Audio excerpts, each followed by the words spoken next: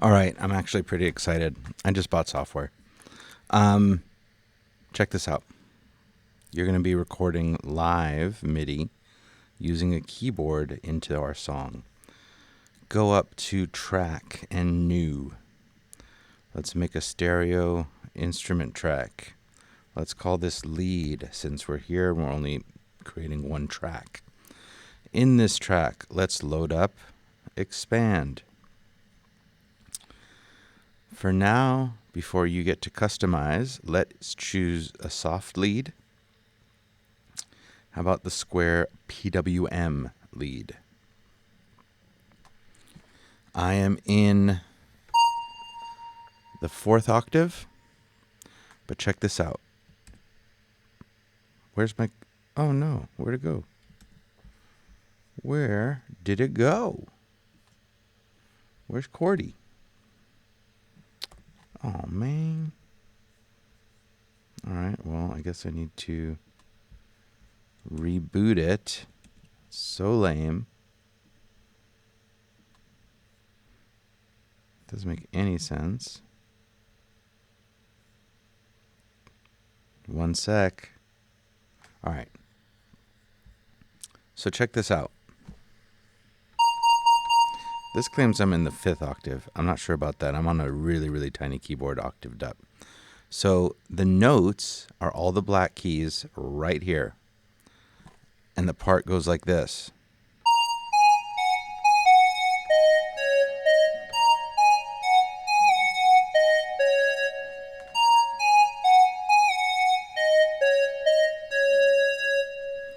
All right, it's essentially the part in the song where Khalid is singing that little melody, the chorus. It starts at measure 15. So I'm going to give myself a measure, not by listening to the click track or the count in, but just placing my cursor so playback starts there. I have my sound. I can hear it because I clicked on record enable. I'm going to come over to record. I'm going to press play and I'm going to hit those notes. I'm going to try to hit record, flip over to that other app, and hopefully you can see it in real time. Young, dumb, broke high school kids.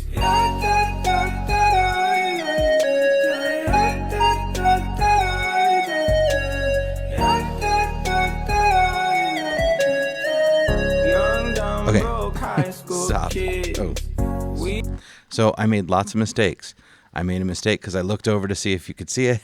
I made mistakes because I am not that great at playing the piano. But it is all love. It is all practice. Okay, so I think I have enough to kind of demonstrate what I would do, even if I am imperfect like I am.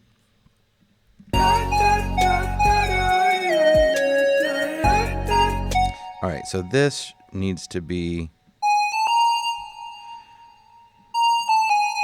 basically the same as that, so I really made some mistakes.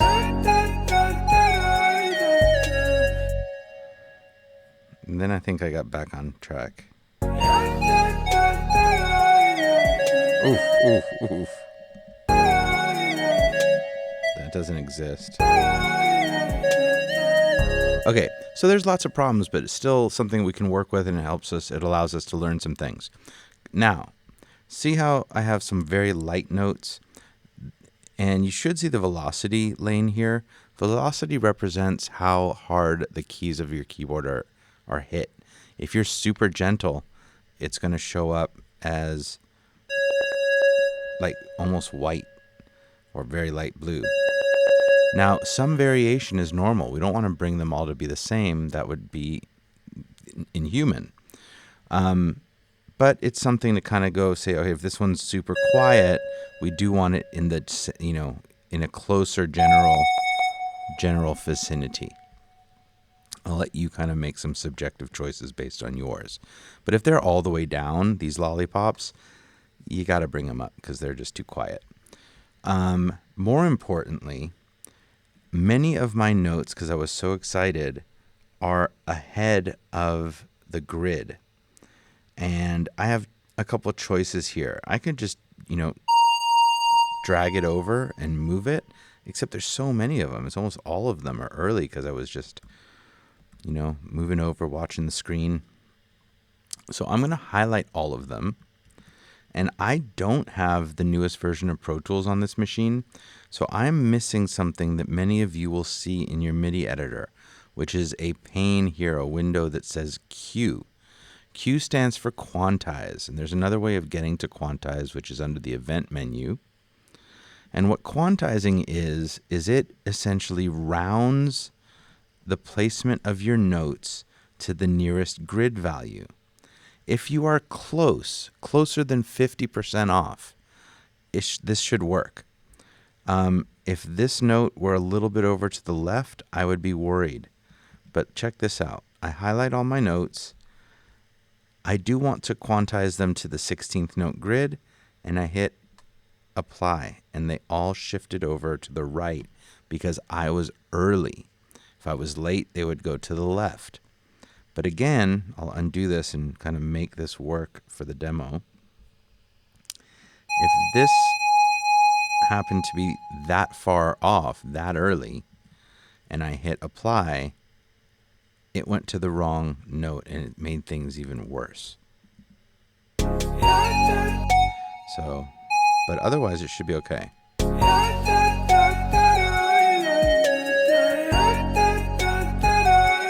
Now, another thing that comes up, the length of these notes. I find these especially just way too short. And there's automated ways of doing this, but I'm not going to get into that at the moment because some of the notes are short, some of them are long.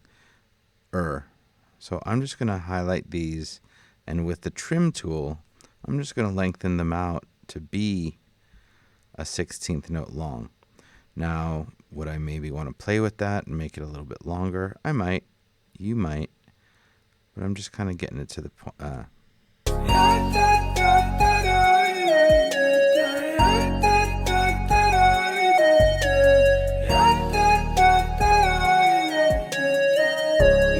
Like, this feels very short to me.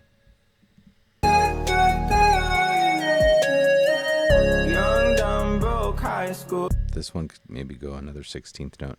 But that is the part, and I am so happy to bring Cordie into my life and yours. So what else do we need to do with this? We need to trim it because I want to be able to copy this places, and I want it to start right when the playing starts. This is into the 18th measure, so I need to have this as it is at the end. That's fine. I'm going to highlight it with my grabber tool, not with my selector, because I want to select the whole thing and nothing else.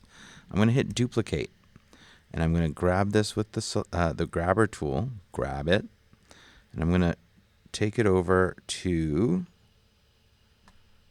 my computer's a little angry, measure 31, where it happens again. And then I'm going to do it again, and I'm going to bring it to measure 47, where it happens again, and it happens twice. So I get to hit Command D. Did I not say Command D? Just duplicate. So the way that you duplicate is you highlight, and under Edit, duplicate, Command D. I am sorry, I don't think I said it, and I'm not re-recording this video. And then we have the outro. Young, dumb, and broke. Young, dumb, broke high school kids.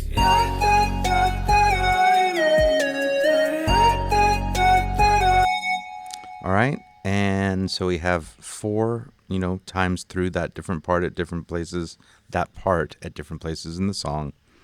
And yeah, and then next we have to choose some sounds, customize it up a little bit, and yeah, we need to learn how to separate our drum. We got some stuff to do still. Let's go.